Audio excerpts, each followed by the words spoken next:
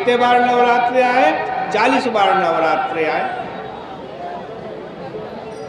जिनमें से 20 सूर्य की पूर्व दिशा के मध्य बिंदु पर आने से पुनः मध्य बिंदु पर आने तक संपन्न हो जाते हैं।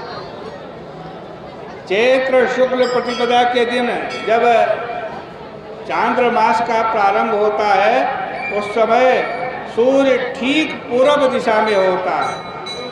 और इसी प्रकार ये जो आश्विन का महीना चल रहा है, जिसमें आप बैठे हुए हो, उस आश्विन मास में भी सूर्य ठीक पूर्व दिशा में रहता है। दिन और रात्रि का प्रमाण भी इस समय प्रायः समान होता है। जितनी बड़ा दिन उतनी बड़ी रात्रि। संस्कृत में इस समय को विषुव अथवा विषुवत काल कहते हैं। क्या विशेषता है इस नवरात्र के काल की? जो हम इन चैत्र के महीने में और आश्विन के महीने में नवरात्रि मनाते हैं, क्या विशेषता है? देखो, इस विषुवत काल के शुक्ल पक्ष के आरंभ के 9 दिन शक्ति की आराधना के लिए प्रधान माने गए हैं, क्योंकि भगवान की दूसरी शक्ति का नाम प्रकृति है, अथवा जिसे हम महामाया भी कहते हैं। आपने सुना होगा महामाया कैसी है? त्रिगुणात्मिका महामाया है। 3 गुण कौन कौन से हैं? एक सत्व गुण है, दूसरा रजोगुण है और तीसरा तमोगुण है। ये 3 गुण हैं। और जगदम्बिका कैसी है? महामाया कैसी है? प्रकृति कैसी है? और त्रिगुणात्मिका है।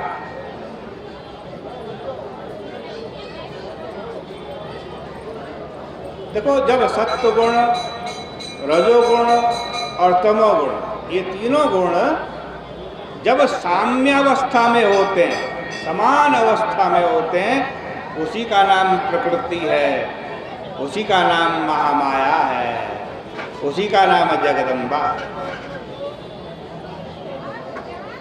जब इनकी मात्रा में अधिकता या न्यूनता आ जाती है, तब सृष्टि होती है।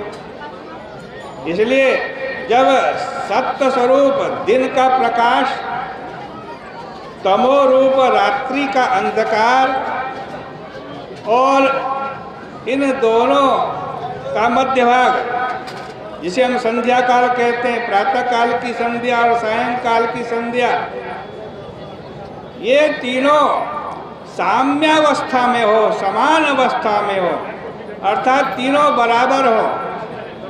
न तो रात्रि का तमोगुण ज़्यादा हो न कम हो, नहीं दोनों समय की संध्या का जो रजोगुण है वो भी न ज़्यादा हो न कम हो, और जो दिन का सत्वगुण है, मध्यकाल का दिन का समय, वो भी बराबर हो। तीनों काल जब बराबर हो तब नवरात्रि होते हैं। आप देख लीजिए, जितनी बड़ी रात उतना बड़ा दिन, और दोनों काल का संध्या का समय यदि जोड़ ले तो उतनी बड़ा संध्या का काल। यानी तीनों गुण इन नवरात्रों के दिनों में, चाहे चैत्र महीने के नवरात्र हो, चाहे आश्विन महीने के नवरात्र हो, ये साम्य अवस्था में होते हैं। और यही समय प्रकृति की आराधना के लिए उपयोगी है, क्योंकि प्रकृति अभिव्यक्त रूप में त्रिगुणात्मिका है, और इन त्रिगुण के परस्पर मिश्रण से तीव्रत होने पर गुणों के जो सत्व प्रधान सत्व, सत्व प्रधान रज, सत्व प्रधान तम, और इसी प्रकार रज प्रधान सत्व, रज प्रधान रज और रज प्रधान तम, और इसी प्रकार से तम प्रधान सत्व, तम प्रधान रज और तम प्रधान आज तम, ये 9 रूप हो जाते हैं। इन 9 रूपों के कारण ही प्रकृति की आराधना 9 अहोरात्र में की जाती है, क्योंकि इस प्रकार से प्रकृति का स्वरूप ही त्रिवृत्कृत त्रिगुणात्मक है। अतः महामाया प्रकृति की उपासना के अहोरात्र 9 संख्यक कहे गए हैं।